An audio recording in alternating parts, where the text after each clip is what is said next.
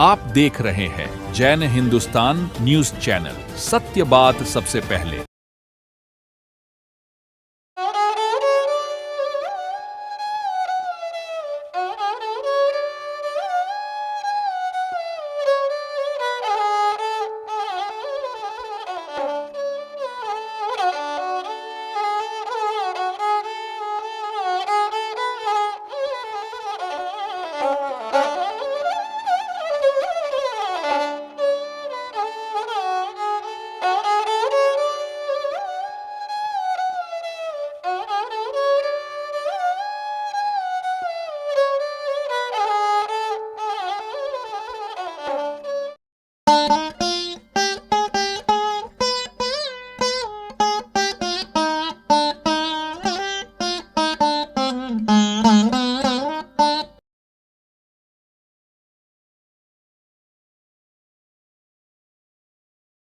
आप देख रहे हैं जैन हिंदुस्तान न्यूज चैनल, सत्य बात सबसे पहले।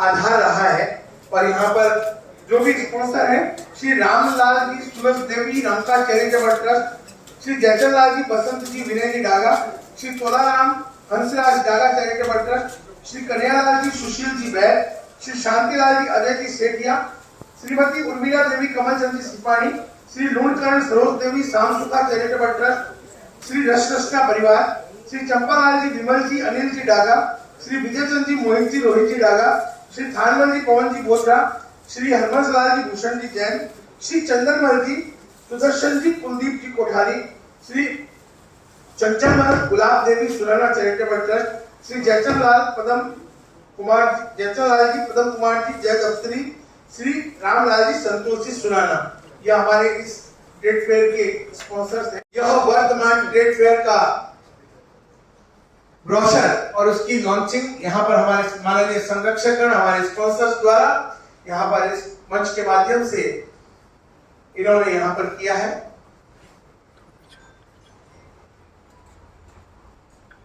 क्यों पड़ी, ऐसा क्या है वर्तमान ट्रेड फेयर में जिसे अभी लॉन्चिंग नहीं हुए लेकिन लगातार लोगों के फोन अभी से आगे प्रारंभ है कि वर्तमान ट्रेड फेयर कब आयोजित होगा और कैसे आयोजित होगा। तो आइए हम जानते हैं इस वर्तमान ट्रेड फेयर के बारे में। मेरा निवेदन हमारे अध्यक्ष भाई पारस डागा से वाइड और वर्तमान ट्रेड फेयर के बारे में अपनी जानकारी हम सभी के बीच साझा करें। अभी स्वामी के चरणों में शतशत वंदन। आप सभी को सादर जय जिनेंद्र।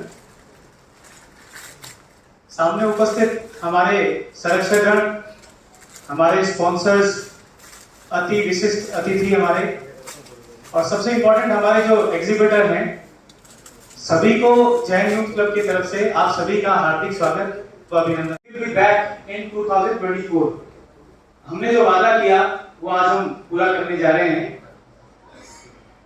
हमारा वर्तमान ट्रेड फेयर करने का सबसे जो प्रमुख उद्देश्य है, मैं आपको कुछ बताना चाह रहा हूं कि ये कहां से शुरू हुआ। 2015 में जैन यूथ क्लब की कार्य समिति की मीटिंग चल रही थी। वहां पे काफी छोटे उद्योग हैं जिनको कोई प्लेटफॉर्म नहीं मिल पाता है, वो समाज के सामने नहीं आ पाते हैं, तो उनको एक ऐसा प्लेटफॉर्म दिया जाए। बड़े इंडस्ट्रीज के लिए बहुत से तरीके हैं अपने बिजनेस को प्रमोट करना और अपनी ब्रांडिंग करना, मार्केटिंग करना, लेकिन छोटे बिजनेसमैन जो होते हैं, जो घर से काम करते हैं और हैंडीक्राफ्ट का हो चाहे कोई किसी भी तरह का कार्य हो, लेकिन उनको कोई प्लेटफॉर्म नहीं मिलता है। तो हम सबने एक निर्णय लिया क्यों नहीं एक ऐसा ट्रेड फेयर हम करवाएं, सभी लोगों को, सभी वर्ग को एक प्लेटफॉर्म पे लाया जाए ताकि सभी का आपस में कम्युनिकेशन भी हो। जो छोटे उद्योग वाले हैं उनका उद्योग बढ़े और एक दिन ऐसा भी आए कि उनका भी एक अपना बड़ा ब्रांड हो और वो बहुत बड़ा अपना बिजनेस कर पाए। यही सोच हमने आगे बढ़ाते हुए 2015 में हमने ट्रेड फेयर की शुरुआत की। 2015 का ट्रेड फेयर इतना सक्सेसफुल रहा, शायद आपको सबको रिमाइंड में होगा कि इस तरह की सिचुएशन भी बनी कि लास्ट डे हमको बहुत जल्दी इसका पैकअप करना पड़ा, इतनी ज्यादा भीड़ हो गई थी। ये एक रिस्पांस जो है वो हमारे लिए भी बहुत, हमने फर्स्ट टाइम इस तरह का देखा, तो इतना अच्छा रिस्पांस रहा कि हमने इसको फिर से सोचा कि हमको रिपीट करना चाहिए। जितने भी स्टॉल होल्डर्स थे उस टाइम पे, उन्होंने एक प्रोग्राम भी ऑर्गेनाइज किया था, आप सभी को पता है। उन्होंने जेएनयू क्लब का सम्मान किया और उन्होंने कहा इतना अच्छा प्लेटफॉर्म आपने, इतना अच्छा मंच हमें प्रोवाइड किया है, तो ऐसा प्रोग्राम हमेशा करते रहें, हमें इस तरह के प्रोग्राम की हम लोगों को बहुत जरूरत है। तो हमारे लिए बहुत बड़ी बात है कि स्टॉल होल्डर्स ने हमें इतना सम्मान दिया। इसको देखते हुए हमने वापस से 2016 में ट्रेड फेयर रिपीट किया। 2016 के बाद कुछ कारणवश हमने सोचा कि इसको अल्टरनेट ईयर्स में या 3 साल में एक बार करवाएं, क्योंकि बहुत बड़ा इवेंट ये होता है। उसके बाद किन्हीं कारणों से जैसे कोविड का टाइम आ गया, तो कोविड के टाइम हम करवाने, फोन आता था कि आप लोग नेक्स्ट इसको वापस कब करवा रहे हैं, और क्यूरियोसिटी तो सबकी रहती है। फिर हमने फिर से 2021 में ये प्लान किया कि इसको वापस से हमें सोच के इसको करवाना चाहिए। तो 2022 फिर से हमने ट्रेड फेयर को, सभी को शायद रिमाइंड में ही है। आप फुटबॉल की बात करें तो तकरीबन 35 से 40 हजार लोग 4 दिन के अंदर उस ट्रेड फेयर में, लगभग इतने लोगों ने विजिट किया ट्रेड फेयर को, और 200 से ज्यादा स्टॉल्स हमारी इसमें थी। सेल्स पॉइंट ऑफ व्यू से भी बात करें तो सबका जो रिव्यू आता था, सब स्टॉल होल्डर ने हमें ये रिव्यू दिया कि हमारी सेल इस बार बहुत अच्छी थी। जो सबसे सबका बहुत पॉजिटिव रिस्पांस था, बोले इससे बढ़िया कुछ हो नहीं सकता है। लेकिन एक जो कॉमन प्रॉब्लम सबको लगी, जो हम फीडबैक्स लेते हैं, उसमें वो कॉमन प्रॉब्लम थी गर्मी की। अब इसका उपाय शायद जेएनयू क्लब के पास वैसे कुछ नहीं था, लेकिन हमने स्टॉल होल्डर से वापस पूछा कि आप बताइए आपकी नीड क्या है, या आप कब चाहते हैं कि हम कब करवाएं। तो उसी रिव्यूज को हम देखते हुए हमने करीबन 4 या 5 बुक्स हमारे पास रिव्यूज की थी, जिसमें मेजरली बहुत ही पॉजिटिव कमेंट थे। वो हमने सारी स्टडी की, तो उसमें टाइम को लेके निकल के आया कि टाइम कुछ चेंज किया जा सकता है। तो फिर हमने कमेटी मेंबर्स ने ये डिसाइड किया, क्योंकि हमने 2022 में पहले ऑलरेडी बोल दिया था कि हम 2024 में वापस आ रहे हैं, और इतना अच्छा रिस्पॉन्स है, सभी लोग इतना चाहते हैं ट्रेड फेयर को, तो हमें वापस करवाना ही था। 2024 में हमने सोचा इसको किस टाइम पे किया जाए, तो हमने डिसीजन लिया कि दिसंबर महीना एक ऐसा है जब ना ज्यादा ठंड शुरू होती है और गर्मी भी नहीं रहती है, और ऐसा टाइम पीरियड है जब आगे फिर वेकेशन पीरियड भी स्टार्ट हो जाते हैं। तो सबको समझ में आया, 19 से 22 दिसंबर के लिए हमने 2024 का ट्रेड फेयर जो है वो हमने लॉन्च किया, और आज सभी आप लोग यहाँ उपस्थित हैं। और मैं आप सभी को एक बहुत ही इंटरेस्टिंग बात, और बहुत जो जेएनयू क्लब का मुख्य उद्देश्य है, मैं उस बात को आपको आकर्षित करना चाहूंगा। हमने हमेशा से ये सोचा है कि छोटे उद्योग या जो कई असमर्थ लोग हैं हमारे समाज में, जो बहुत अच्छा काम करते हैं, जिनको कोई मंच नहीं मिल पाता, जेएनयू क्लब की हमेशा ये इच्छा रहती है कि उनको एक प्लेटफॉर्म दिया जाए। तो हम इस तरह की भी एक हमारी कोशिश रहती है कि जो असमर्थ लोग हैं या जो नहीं अफोर्ड कर पाते हैं, हम उनको बिना किसी शुल्क के कुछ परसेंटेज में हम उनको स्टॉल प्रोवाइड करते हैं। जो हमारे समाज में हमें एक कमेटी हमने बता रखी है, तो हम उसको रिव्यू करके हम ऐसा भी करते हैं, जो हमारा मुख्य मोटो है, ताकि उन लोगों को प्लेटफॉर्म मिल सके। तो ऐसा बहुत बार हुआ है कि 2015 में हमने किसी को निःशुल्क स्टॉल प्रोवाइड करवाई, और उन्होंने सामने से आके 2016 में शुल्क देके हमसे स्टॉल ली। और आज कुछ एक स्टॉल होल्डर्स ऐसे भी हैं, वही जिनको निःशुल्क स्टॉल मिली थी, वही स्टॉल होल्डर ऐसे हैं जिन्होंने इस बार ये इच्छा जाहिर की है कि हमें प्राइम लोकेशन पे स्टॉल चाहिए। तो ये जेएनयू क्लब का सबसे बड़ा अचीवमेंट है, जो हमारी सोच थी वर्धमान ट्रेड फेयर को करवाने की। हमें ये लगता है कि वो सोच हमारी सही साबित हुई, और अब सार्थक दिशा में हमारा ये कदम आगे कंटिन्यू बढ़ रहा है। और 2024 का ट्रेड फेयर भी आप लोगों को सभी को पता है, 19 से 22 दिसंबर आज उसकी बुकिंग स्टार्ट होने वाली है। तो आप सभी को ये निवेदन है, बड़े ही जोर शोर से इसकी बुकिंग्स करवाइए और इसमें जुड़िए। और भी लोग जो आपके रिश्तेदार वगैरह हैं, कोई भी बाहर से आना चाहते हैं, हमारे पास ऑल ओवर इंडिया से इसकी इंक्वायरीज हैं। लास्ट टाइम भी करीबन 25 से 30 स्टॉल ऐसी थी जो बीकानेर के बाहर से थी, और इस बार भी काफी सारी इंक्वायरीज ऐसी हैं जो बीकानेर के बाहर से, out of Rajasthan, out of India भी, इनफैक्ट नेपाल से भी हमारे पास इंक्वायरी है। पिछले साल भी एक स्टॉल थी, तो ये हमारा एक अचीवमेंट है।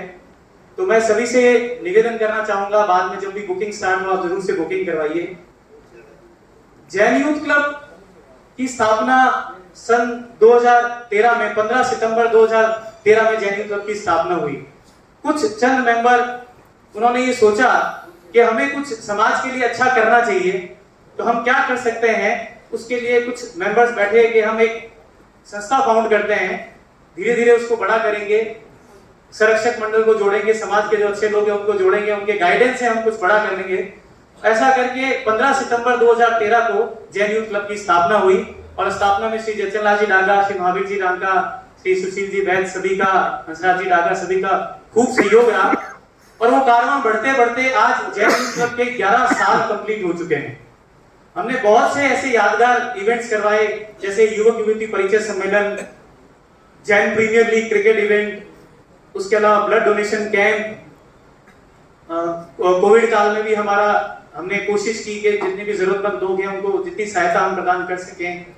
उसके अलावा भगवान महावीर के जीवन पर आधारित एक नाट्य मंचन का प्रोग्राम हमने करवाया, और अभी पिछले साल महावीर जयंती पर हमने जो भी समाज की कुरीतियां हैं उनको कैसे दूर कर सकें, उनको कैसे लोगों के सामने अच्छे से हम प्रेजेंट कर सकें ताकि लोगों का कुछ उसमें चेंजेस लोग लाएं, तो उसके लिए हमने एक नाट्य मंचन भी पिछले साल करवाया। और सबसे बड़ा इवेंट हमारा सामूहिक एकासन, जो कि अपने आप में पूरे इंडिया में ऐसा कई इवेंट हमने सुना नहीं है। हमने काफी लोगों से शेयर किया कि इस तरह का इवेंट जैन यूथ क्लब हमेशा करवाती है। 2200 से लेके 2500 एकासन पूरे जैन समाज के, जैन यूथ क्लब की पूरी team door to door campaign करती है, और ये पिछले 2015 से ये जर्नी कंटिन्यू चल रही है, सिर्फ कोविड पीरियड को छोड़ के। तो ये भी हमें लगता है जिस तरह से आप लोगों का सभी का सहयोग हमें मिल रहा है, ये बहुत बड़ा अचीवमेंट है हमारा। तो उसी जर्नी को हम लोग कंटिन्यू करते हुए हमने काफी सपना देखा कि जैन यूथ क्लब को अब और कुछ आगे करना चाहिए। वो नेक्स्ट स्टेप क्या होना चाहिए, कैसा होना चाहिए, सपना तो हम 10 साल 11 साल से देख ही रहे हैं। इसकी एक बहुत इंपॉर्टेंट जो सोच निकल के आई, या जो हमारे साथ अभी होने जा रहा है, उसके लिए मैं आमंत्रित करूंगा हमारे शांति विजय जी सिपानी के लिए। वो आपको पूरी डिटेल में इसकी जानकारी देंगे। आप सभी यहाँ पधारे, आपका बहुत बहुत धन्यवाद। जैन यूथ क्लब की तरफ से हम सभी आपके बहुत आभारी हैं, आप लोग आज यहाँ पधारे। पारस जी ने जैसे अभी ट्रेड फेयर के बारे में पुरानी ब्रीफिंग दी, प्लस हमने 10 से 11 सालों में क्या किया उसके बारे में आपको बताया। ये सारी चीजें हमारी अधूरी लग रही थी हमें 10 से 11 सालों से। हम संरक्षक मंडल के साथ रोज बैठते थे, और एक मन में ऐसा कुछ होता था कि हमारी कोई चीज कमी है जिसको हम पूरा कैसे करें। हमें इतने प्रोग्राम कराने हैं, इतने इवेंट कराने हैं, लेकिन हम समाज को उन इवेंट में तो जोड़ पा रहे हैं, लेकिन हम रोज उनको कैसे जोड़ें, रोज हर घर तक हम कैसे पहुंचे, हर बच्चे तक कैसे पहुंचे, हर बुजुर्ग तक कैसे पहुंचे। एक यूनिटी का जो आप लोग देखेंगे हमारे टी शर्ट्स पे लिखा हुआ है यूनिटी इन कम्युनिटी, ये टैग लाइन को हम सार्थक कैसे करें, इसको वास्तव में यूनिटी इन कम्युनिटी कैसे बनाएं, इसके बारे में हम रोज चर्चा करते थे। हमारे पास काफी प्रपोजल आते थे, काफी चीजें होती थी, हाँ ना भी बहुत होती थी कैसे करें। अब करते करते 11 साल बाद ये बात आगे बढ़ रही है, जिसके बारे में हम आज हमारी खुशी आप लोगों के साथ शेयर करना चाहते हैं। आप लोगों को हम ये बताना चाहते हैं कि 11 साल से जैन यूथ क्लब जो चीज चाह रहा था, वो अब एक साकार सपना जो था वो साकार होने जा रहा है। ये सपना कैसे साकार हुआ, उसके लिए मैं विशेषकर एक आदमी के बारे में आपसे बात करना चाहता हूँ। भामाशाह तो लोग बनते हैं अपने व्यापार से, अपने तरीके से, अपने काम के जो रिजल्ट लाते हैं उससे। बहुत लोग हैं भामाशाह, शहर में बहुत लोग यहाँ भी बैठे हैं, लेकिन भामाशाह के साथ कार्यकर्ता आपको ढूंढने से भी नहीं मिलेगा। मैं आपको बोल दूं, आप ढूंढें कि भामाशाह कितने हैं शहर में, सारी आगे वाली पंक्तियां भर जाएगी, सारी आगे की पंक्तियां आज भी भरी हुई, सब भामाशाह लोग हैं हमारे बीच। लेकिन इनमें से कार्यकर्ता कौन है, कार्यकर्ता कैसे बनता है? कार्यकर्ता बनता है अपने माँ बाप के संस्कार से। आज हमारे बीच एक ऐसी विभूति बैठी, माँ बाप के संस्कार से, अपने भाई के प्यार से। आप सबको बोलूंगा ये तालियां तो उनके लिए थी, अब उनकी मम्मी के लिए खड़े होकर हम तालियां अभिवादन करें। जो जैन यूथ क्लब का एक सेंटर बन रहा है, यूनिटी सेंटर, उसकी पूरी भूमि महावीर जी ने बिना हमारे मांगे हमको दी है। उसके लिए जितना इनको धन्यवाद करें वो कम है।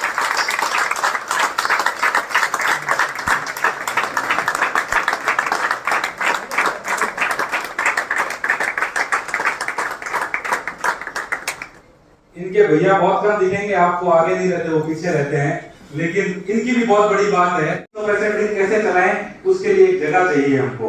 हमने महावीर जी से जगह नहीं मांगी, किसी संरक्षक ने महावीर जी को नहीं बोला कि आप जगह दें। महावीर जी ने चला के ये कहा कि यार हम लोगों ने समझ में आवे तुम्हारी एक जगह है, ले लो। इनकी आदत ऐसे ही है, ले लो मैंने करना कर लो। तो महावीर जी ने कहा कि मेरी एक जगह है, आपको समझ में आए तो आप ले लो। हम लोग सब जने वहां गए, हमको लगा जगह बहुत बढ़िया है। ये विनायक नगर से पीछे की तरफ रामदेव नगर में आरएम स्कूल के सामने महावीर जी की खुद की कॉलोनी है, विनायक रामदेव कॉलोनी। उसके अंदर महावीर जी की एक 3000 गज जमीन है। उस जमीन में से महावीर जी ने हमको 500 गज जमीन फ्री ऑफ कॉस्ट देने की घोषणा की। बात ये खत्म नहीं हुई, अभी बात और आगे। 500 गज जमीन दे दी और महावीर जी ने कहा जमीन देखने के लिए आप हनुमान सर को साथ ले जाओ। हम हनुमान जी के साथ जमीन देखने गए, उन्होंने जमीन दिखा दी। ये बोलते बहुत कम है, इन्होंने कुछ नहीं कहा हमको। एक दिन 2 दिन बाद रात को 11 बजे के आसपास महावीर जी का फोन आया पारस जी के पास कि यार बात जमीन 500 गज का है, छोटी पड़सी थे, काम करो जमीन में 700 गज कर लो। ये 700 गज का आइडिया किसने दिया है? हनुमान जी ने आइडिया दिया कि भाई ये छोटी बनेगी, इसको बड़ा करो आप, जब बिल्डिंग अच्छी बनेगी, नहीं तो बिल्डिंग अच्छी नहीं बनेगी। ऐसा मन इनके पूरे परिवार का है। उसके बाद की जर्नी अब चालू होती है, कितना कलेक्शन करें, क्या करें। तो हमने एक फिगर बनाया कि हम 21 लाख रुपए है जो जयचंद्र बाबा साहब से ले लेंगे। मैं आपसे सारी दिल की बातें कर रहा हूँ, कोई ऑफिशियल बातें नहीं कर रहा हूँ आपसे, इनसे हम ले लेंगे। तो महावीर जी बोले नहीं नहीं नहीं, हमारी बहुत भावना जी के इतना बड़ा काम है, 2 करोड़ के करीब का बजट है, तो इसको पूरा कैसे करेंगे। हम जयचंद्र जी से 21 लाख ले लेते हैं, अजय भैया से 21 लाख ले लेते हैं, ऐसे लोगों से हम लोग ले लेते हैं जो संस्था के साथ हमेशा से जुड़े। तो महावीर जी ने कहा नहीं, आपने तो 5 लाख ही लेना है, कोई जरूरत को नहीं 21 लाख की। महावीर जी को हम बोल रहे थे, हम जिद कर रहे थे, महावीर जी के ऑफिस भी गए कि भैया 5-5 लाख से कब 2 करोड़ रुपए पूरे होंगे। ओके चिंता मत करो, मैं थाने का हूं, उधर ही पूरा, चिंता मत करो। ये करके हमने मीटिंग में ये सब संरक्षक भी साथ में थे, सबका ये कहना था ज्यादा लोगों को जोड़ो। जैसे हमने महावीर जयंती में ये जोड़ने का काम किया, 11,000 रुपए की पांति लगी। तो हमने 5 लाख रुपए का एक स्लॉट रखा और उसके ऊपर हमने एक्सरसाइज चालू करी। हम टीम वाले बिल्कुल संतुष्ट नहीं थे, मैं पारस जी, मोनी, पूरी हमारी जेवाई से महावीर जी जिस पर अड़ गया है कहीं ग्राम आया को नहीं हटाओ। ये महावीर जी बोले मैं कह रही हूं 5 लाख चालो, चलो भाई चलो। लिस्ट बनाई तो आप मानोगे नहीं, अब इनका दूसरा फेज चालू होता है कार्यकर्ता का। आप पैसा दे तो सकते हो, पैसा मांगना बहुत बड़ी बात है।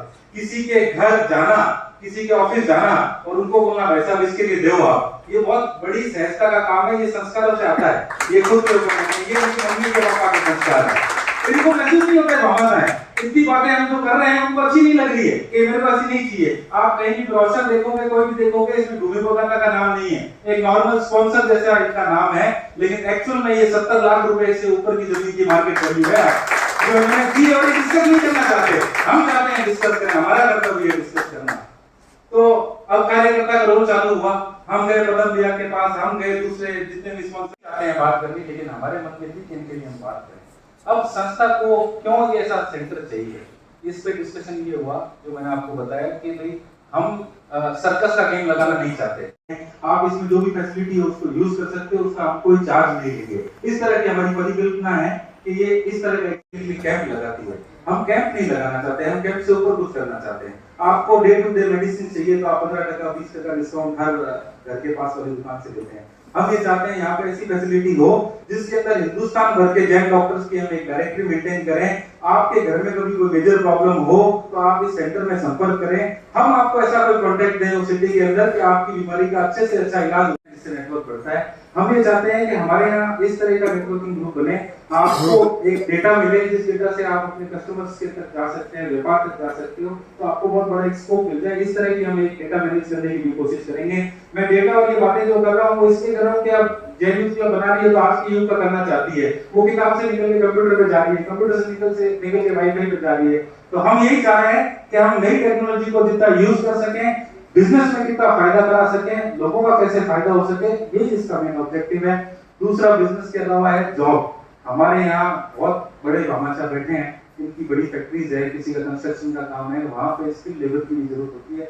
लेबर कहना उचित नहीं, स्किल मैन पावर की जरूरत होती है। पूरा परिवार कोरोना काल रहा हो, बिना कोरोना काल रहा हो, जब भी इनको याद किया जाता, पूरा परिवार हमेशा सेवा का पर्याय बनकर आगे आकर मानवता की सेवा के लिए हमेशा खड़ा रहता है। ऐसा श्री रामलाल जी, सूरज देवी रांका का यह परिवार, और हम चाहते हैं आज रांका परिवार का सम्मान ये करवाना नहीं चाहते।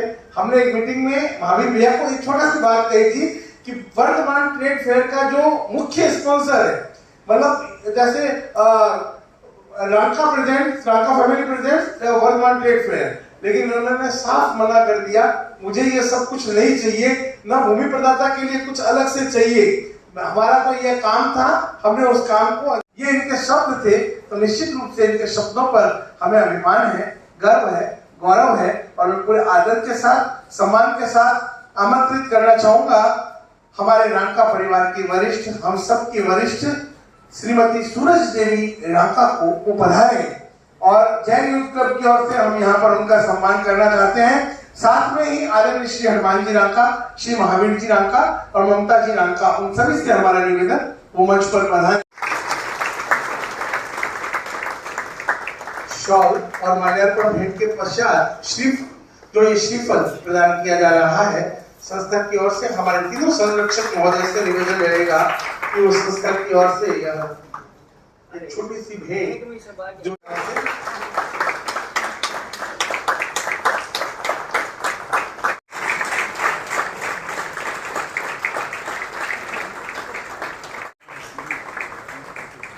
श्री तोलाराम हंसराज डागा चैरिटी निवेदन रहेगा। लोणकरण सरोज, श्री रामलाल जी विमल, श्री रोहित जी डागा परिवार का यहाँ पर स्वागत किया जा रहा है। इस जैन कम्युनिटी सेंटर श्री हरबंसलाल जी भूषण जी जैन, आदरणीय श्री हरबंसलाल जी जैन से हमारा निवेदन पधारे। दर्शन जी, कुलदीप जी कोठारी, श्री चंदनवन जी, संदीप जी, कुलदीप जी कोठारी, श्री चंचल जी, गुलाब देवी, श्री जयचंद लाल जी, पदम जी जय,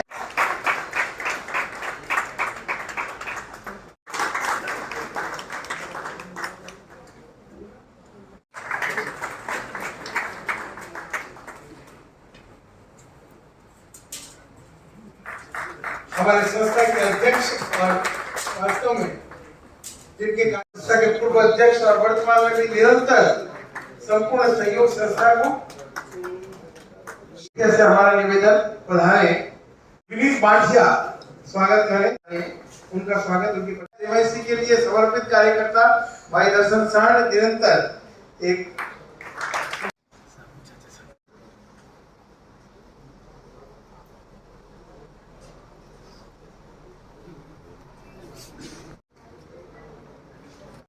ट्रेड फेयर और जो जैन यूथ क्लब की एक बहुत वर्षों से कल्पना थी, जैन यूनिटी सेंटर जो बनने जा रहा है, सबसे पहले मैं उन सभी कार्यकर्ताओं का बहुत बहुत धन्यवाद, साधुवाद, जो पिछले 10-11 साल से जब महावीर जयंती आती है तो एकासन के लिए एक एक घर जाते हैं और एक एक घर से नाम लिख के जाते हैं। ये बहुत बड़ी बात है, ये पहली संस्था होगी ऐसी, चाहे सभी समाज, मेरा बंद हो या मैं किसी का भी नाम नहीं लेना चाहता, लेकिन एक एक घर जाके आप नाम लिख के लाना, ये बहुत बड़ी बात है। मैं इन युवाओं के लिए ये प्रेरणा स्रोत है कि कोई संस्था अगर कार्य करे तो इनसे सीखे कि जिस कार्य के लिए हमने कदम बढ़ाया है तो वो कार्य कैसे संपन्न किया जाता है। मैं जब चेयरमैन था तो जैन यूथ क्लब को मैंने बुला के ये कहा कि मैं जैन यूथ क्लब को एक जमीन अलॉट करना चाहता हूं, और मैंने एक जैन यूथ क्लब को यूआईटी की तरफ से जमीन अलॉट भी कर दी, लेकिन किसी कारणवश उसमें दिक्कत आ गई। मेरे उसी दिन से मन में थी कि जैन यूथ क्लब की एक जमीन होनी चाहिए और उनकी बिल्डिंग बननी चाहिए।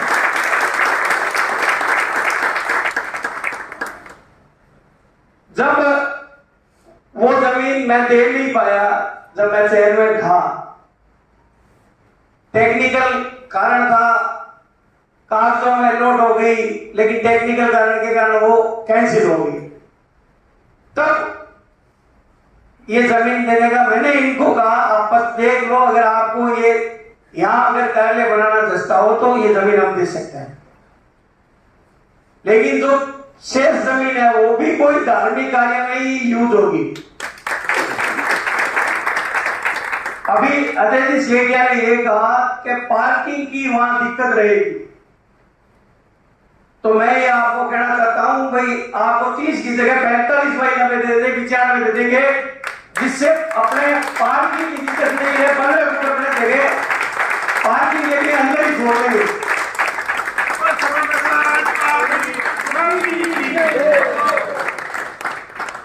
जो पहले 30 बाई 95 है उसको 45 बाई 95 अपने जमीन कर देंगे, जिससे 15 फुट पार्किंग के लिए जगह उस बिल्डिंग के अंदर ही छोड़ देंगे।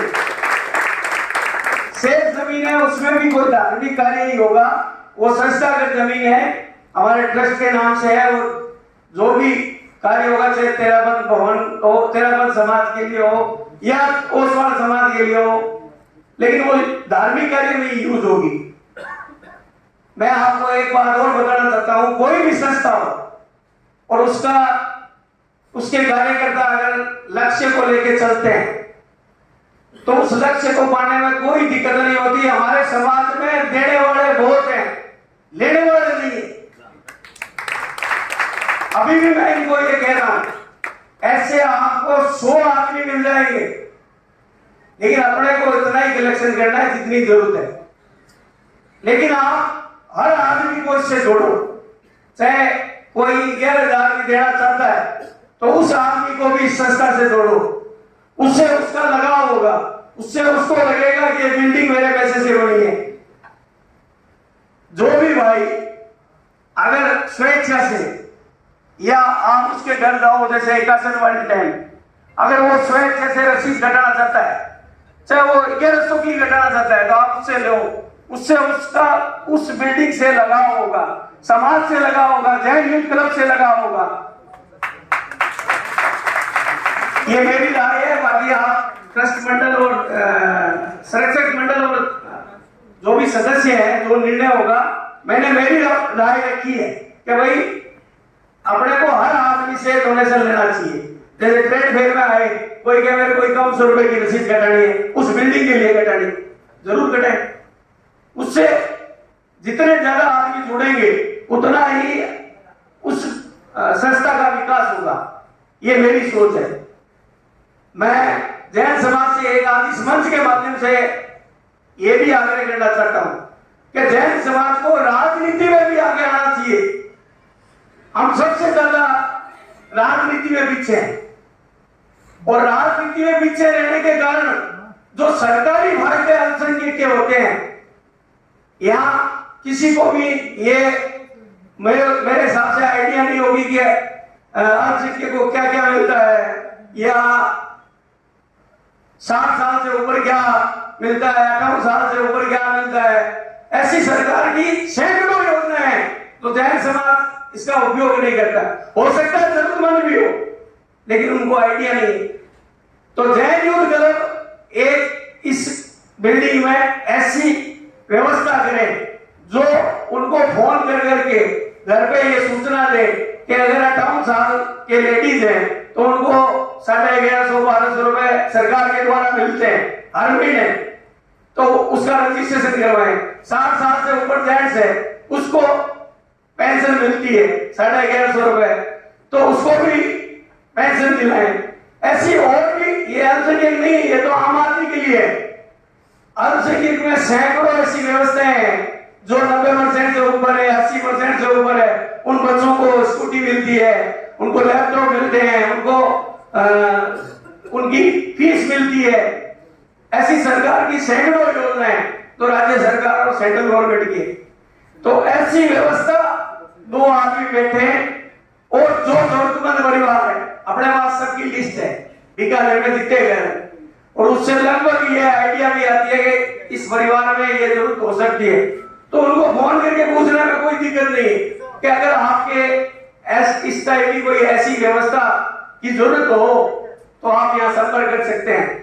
उसका फार्म भरवाने की व्यवस्था, उनके पेंशन चालू करने की व्यवस्था, ये जैन यूथ क्लब द्वारा ये एक प्रोग्राम साथ में लेना चाहिए, ये मेरी राय है, जिससे आपका और हौसला बुलंद होगा और आगे और कोई प्रोजेक्ट लाएंगे तो आपको मन में एक ठोस विश्वास रहेगा।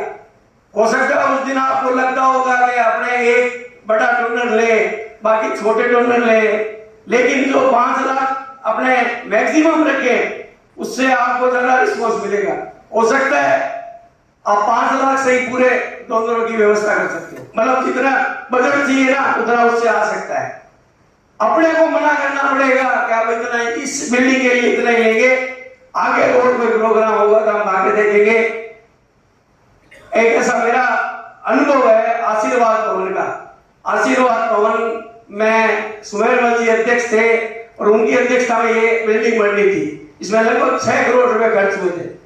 लास्ट में हमने ये कहा था कि अब बजट आ गया है, पैसे की आवश्यकता नहीं है, और 1 करोड़ 40 लाख की एफडीआर छोड़ी थी, तो पैसे ज्यादा नहीं करने।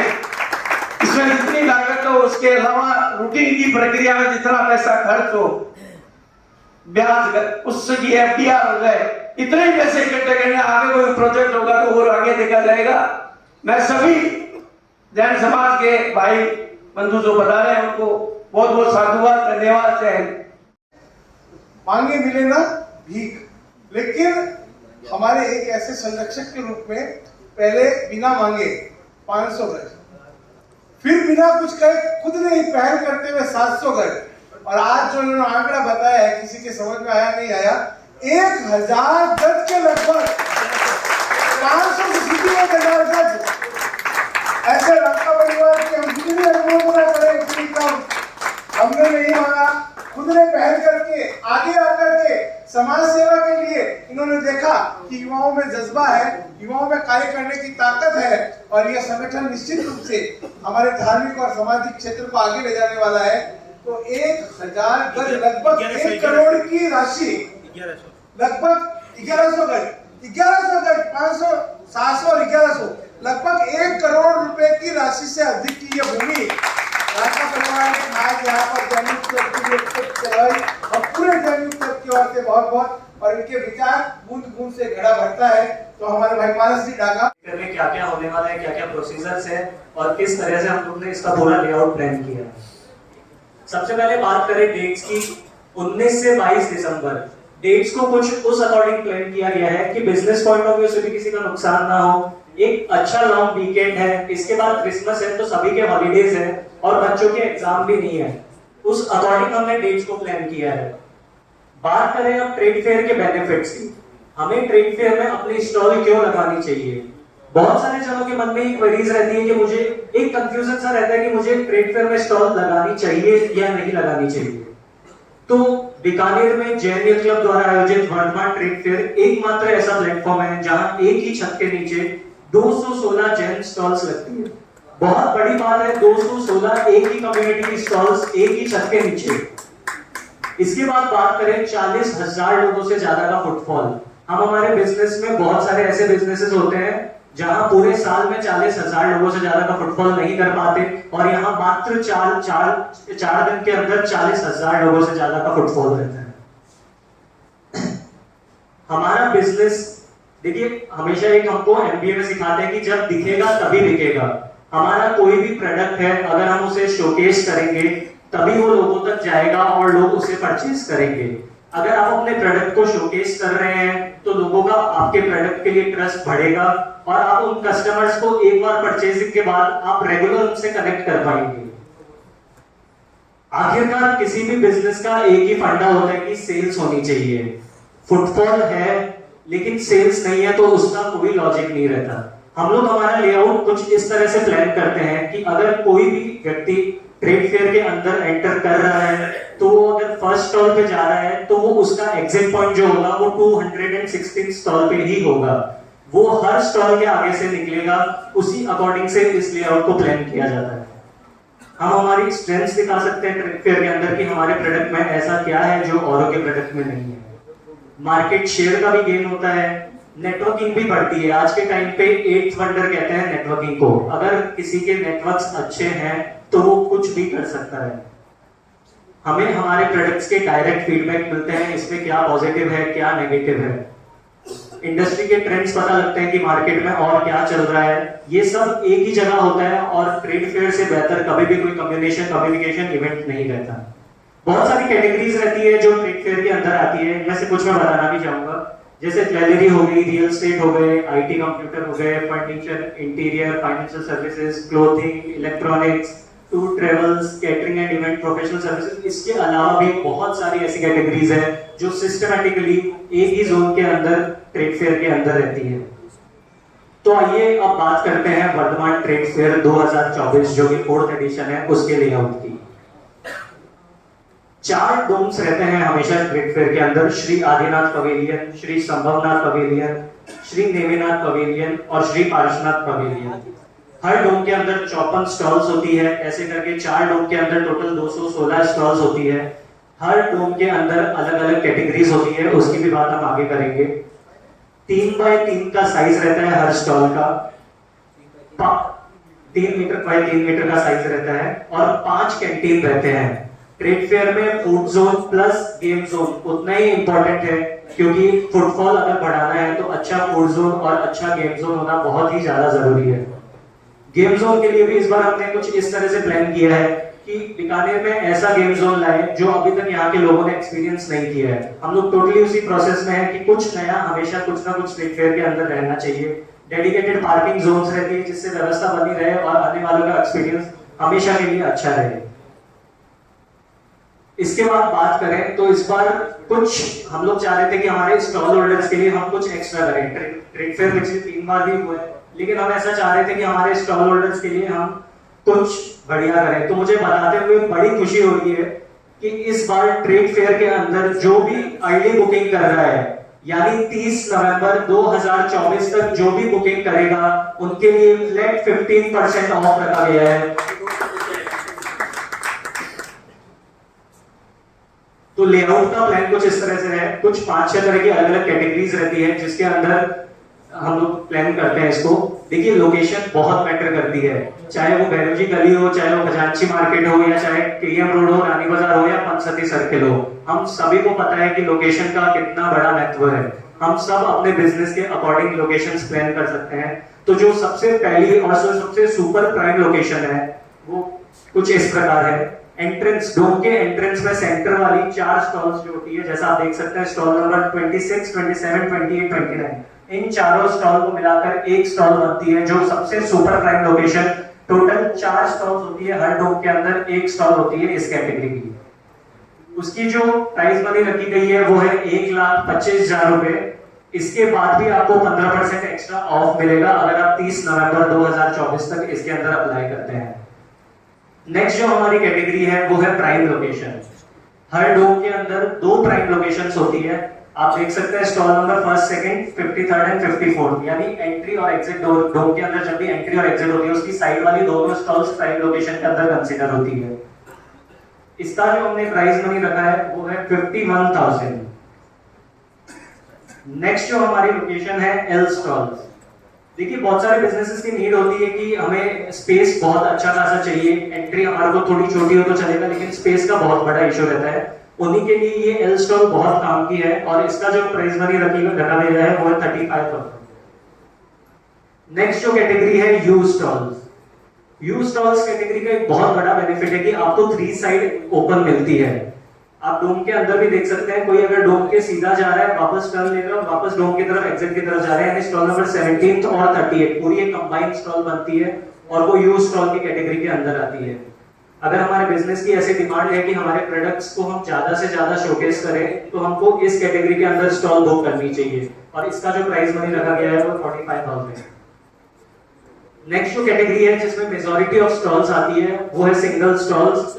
इन सभी स्टॉल्स के अलावा जितनी भी बाकी की स्टॉल्स कंसीडर कर सकते हैं वो है सिंगल स्टॉल्स। अब सिंगल के अंदर हम कंसीडर आपको अगर 1 से नहीं तो 2 ले सकते हैं, 3 ले सकते हैं, वो आपके नीड के अकॉर्डिंग आप स्टॉल्स को बुक कर सकते हैं। और उसकी जो प्राइस मनी रखी गई है वो है ₹15,000।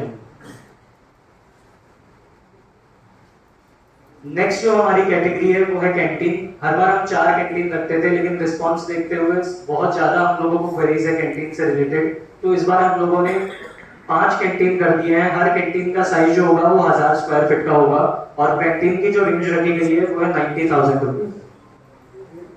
मैं एक बार पुनः दोहराना चाहूंगा, अगर आप अर्ली बुकिंग करते हैं फॉर्म्स को सबमिट कर सकते हैं। इसी के साथ thank you very much. Bookings कुछ ही देर में ओपन हो जाएगी, आप अपने स्टॉल्स को बुक करवा सकते हैं। आपको अगर कोई भी क्वेरी हो तो आप अभी पूछ सकते हैं, क्वेरी सेशन रहेगा। Thank you very much. जय जिनेंद्र। वर्तमान ट्रेड फेयर की लॉन्चिंग सेरेमनी और जैन यूनिटी सेंटर के बारे में जो जानकारी के लिए आप सब यहाँ पे पधारे, उसके लिए आप सभी का जैन यूथ क्लब की तरफ से हार्दिक धन्यवाद कि जिन्होंने अपना अमूल्य समय निकाल के आप पधारे।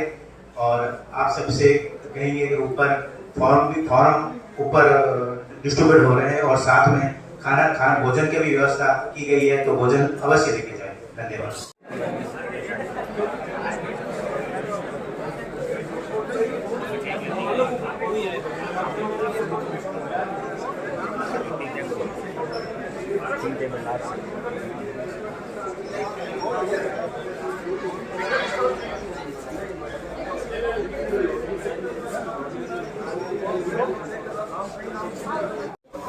वो आप नाम में दोगे ना।